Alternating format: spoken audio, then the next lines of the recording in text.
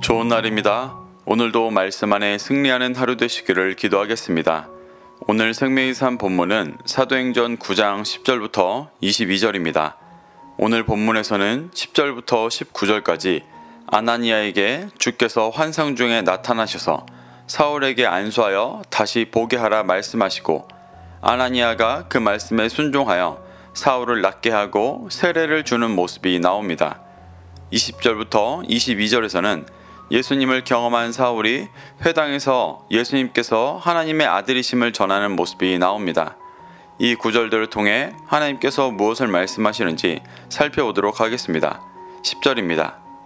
그때 다메섹에 아나니아라 하는 제자가 있더니 주께서 환상 중에 불러 이르시되 아나니아야 하시거늘 대답하되 주여 내가 여기 있나이다 하니, 사울이 그리스도인들을 잡으러 다메섹으로 가는 길에서 예수님을 만나고 눈이 멀게 되었을 때 예수님께서는 다메섹의 아나니아라 하는 제자에게 환상 중에 나타나셨습니다.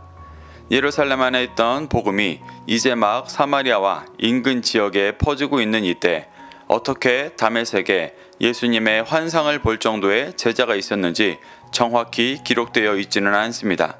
사도행전 22장 12절에서 바울이 아나니아에 대해 율법을 따라 경건한 사람으로 거기 사는 모든 유대인들에게 칭찬 듣는 사람이다 라고 표현한 것으로 보아 아마 아나니아는 경건한 디아스포라 유대인으로 오순절 절기를 지키러 예루살렘에 갔다가 베드로의 설교를 듣고 회개하여 제자가 된 자라고 생각되어집니다.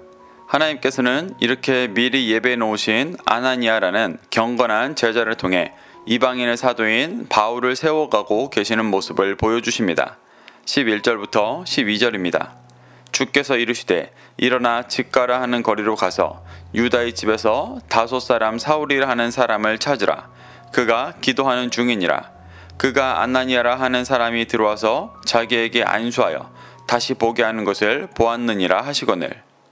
예수께서는 아나니아에게 직가라는 거리 유다의 집에 있는 사울을 찾으라고 말씀하십니다.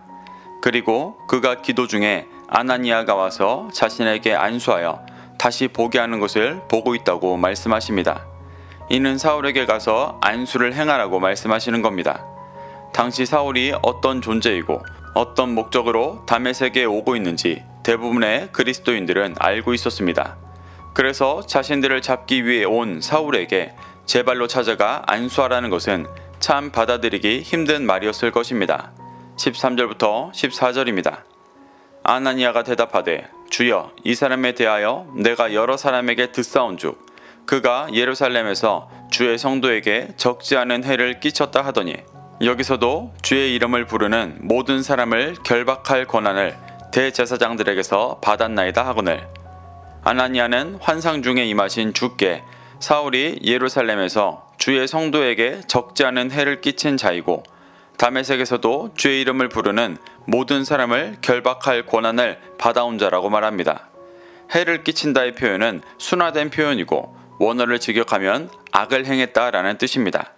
주님을 믿고 따르는 초대교회 성도들에게 진리를 끊어내는 악을 행한 자이고 그 악을 행할 권한을 받아온 자인데 그에게 제 발로 가라고 하는 것을 이해하지 못하고 있는 아나니아의 자연스러운 모습을 보여주고 있습니다.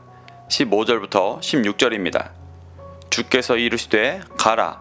이 사람은 내 이름을 이방인과 임금들과 이스라엘 자손들에게 전하기 위하여 택한 나의 그릇이라. 그가 내 이름을 위하여 얼마나 고난을 받아야 할 것을 내가 그에게 보이리라 하시니, 사울에게 가서 안수하라는 말을 받아들이지 못하는 아나니아에게 예수님께서는 정확하게 가라 라고 말씀하셨습니다.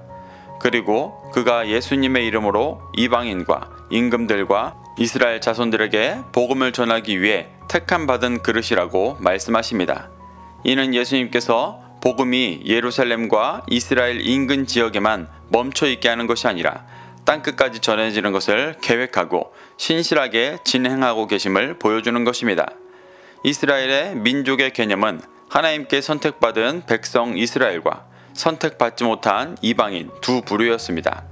그래서 사도들조차 유대인과 디아스포라 유대인들까지 복음을 전하는 것이 주 대상이었습니다. 예수님은 이 막혀있는 개념을 허무시고 정말 이방인들까지 복음을 전하게 하기 위한 그릇으로 사울을 선택하신 것입니다. 이는 예수님의 무작위적인 선택이 아니었습니다. 사울은 바리새인으로서 사람의 계명에 눈이 가리워져 진리를 알지 못했지만 하나님 나라를 구했던 사람이었습니다. 그의 중심은 5장에서 베드로와 요한을 풀어주자고 주장했던 그의 스승 가말리엘의 태도를 통해 볼 수 있습니다. 많은 바리새인들이 자신들의 이권을 위해 예수님과 그 제자들을 핍박할 때 가말리엘은 하나님의 뜻을 따르기를 바랬습니다.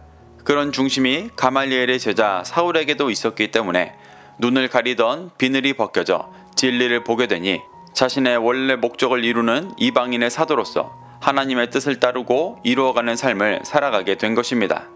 특히나 사도들조차 눈이 가리워져 잘 보지 못하는 이방인의 구원을 예수님께서 간절히 소망하심을 깨닫고 그것을 이루는 삶을 살아갈 힘을 얻게 되었습니다.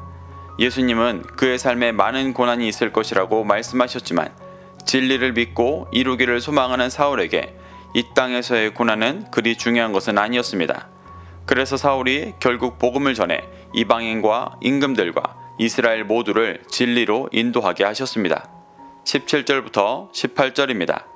아나니아가 떠나 그 집에 들어가서 그에게 안수하여 이르되 형제 사울아 주 곧 내가 오는 길에서 나타나셨던 예수께서 나를 보내어 너로 다시 보게 하시고 성령으로 충만하게 하신다 하니 즉시 사울의 눈에서 비늘 같은 것이 벗겨져 다시 보게 된지라 일어나 세례를 받고 예수님의 말씀을 들은 아나니아는 순종함으로 사울에게 가서 안수하였습니다.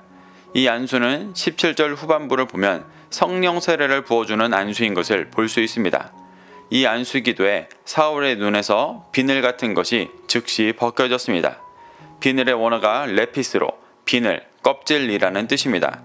이는 그의 사고와 생각을 묻고 있던 사람의 계명과 자신의 생각과 철학의 비늘과 껍질이 그 심령에서 떨어진 것을 말하는 것입니다. 사울이 아무 생각 없이 있었는데 안수 기도가 능력이 있어 그를 갑자기 변화시킨 것이 아니라 예수님을 만나고 눈이 보이지 않는 시간 동안 자신이 박해했던 예수님에 대해 묵상하고 그가 전했던 진리를 곱씹어 진정으로 회개하고 돌이켰기 때문에 일어난 일이었습니다. 사울이 비늘이 벗겨지고 다시 보게 되었다는 것은 이렇게 진정으로 회개하여 성령으로 새로 거듭난 것을 말하는 것입니다. 그래서 사울은 눈을 뜨자마자 세례를 받았습니다. 바리새인이었던 자신의 옛 자아가 완전히 죽고 그리스도인이 된 것을 고백하는 것입니다. 19절부터 20절입니다. 음식을 먹음에 강건하여지니라. 사울이 다메섹에 있는 제자들과 함께 며칠 있을새 즉시로 각 회당에서 예수가 하나님의 아들이심을 전파하니 사울은 음식을 먹고 강건하여져서 다메섹에 있는 제자들과 함께 있었습니다. 그 시간은 사울이 제자들과 교제하며 그 안에 그리스도의 진리가 정리되는 시간이었을 것입니다. 그리고 즉시 회당으로 가서 예수가 하나님의 아들이심을 전파했습니다. 사울이 유대인들이 모이는 회당으로 간 이유는 자신과 같이 율법의 사고 속에서 그리스도를 보지 못하는 유대인들에 대한 안타까움이 컸기 때문이었을 것입니다. 마태복음 15장 9절을 보면 예수님께서 바리새인들에게 사람의 계명으로 교훈을 삼아 가르치고 하나님을 헛되이 경배한다고 말씀하셨습니다. 진리를 깨달은 사울은 자신과 같은 유대인들이 그와 같이 헛된 일을 하고 있는 것에 대해 깊이 애통해하며 회당으로 갔던 것입니다. 21절부터 22절입니다. 듣는 사람이 다 놀라 말하되 이 사람이 예루살렘에서 이 이름을 부르는 사람을 멸하려던 자가 아니냐. 여기 온 것도 그들을 결박하여 대제사장들에게 끌고 가고자 함이 아니냐 하더라. 사울은 힘을 더 얻어 예수를 그리스도라 증언하여 다메섹에 사는 유대인들을 당혹하게 하니라. 사울이 예수님께서 하나님의 아들이심을 전하자 회당에서 듣던 사람들이 놀랐습니다. 그가 초대교회 성도들을 멸하고 끌고 가려 온 자인데 복음을 전하고 있음과 그 진리에 대해 놀라고 당혹해하고 있는 것입니다. 당시 산헤드린 공의회에서 로마 제국 전체 회당을 관리했었다고 합니다. 그래서 사울도 예루살렘에서 산헤드린 공의회에 공문을 가지고 다메섹으로 왔던 길이었습니다. 그런 회당에서 그리스도인들을 잡기 위해 보내진 사울이 자신의 회심을 드러내고 복음을 전하는 일은 금세 산헤드린 공의회에 소식이 전해질 일이었고 목숨까지 위태로울 수 있는 일이었습니다. 하지만 진리에 붙들린 사울은 자신의 안위보다 보지 못하는 유대인들에 대한 사랑과 안타까움이 더 컸기 때문에 회당으로 와서 진리를 전하고 있는 것입니다.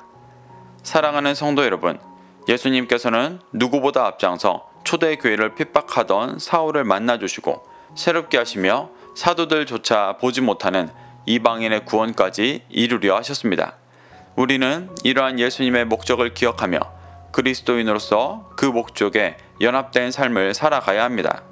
자신을 돌아보며 자신의 생각과 철학이 주인되어 헛된 신앙생활을 하고 있는 중심을 보게 된다면 회개하고 돌이켜 성령의 능력으로 제사장 나라의 삶을 살아가게 되시기를 축복합니다.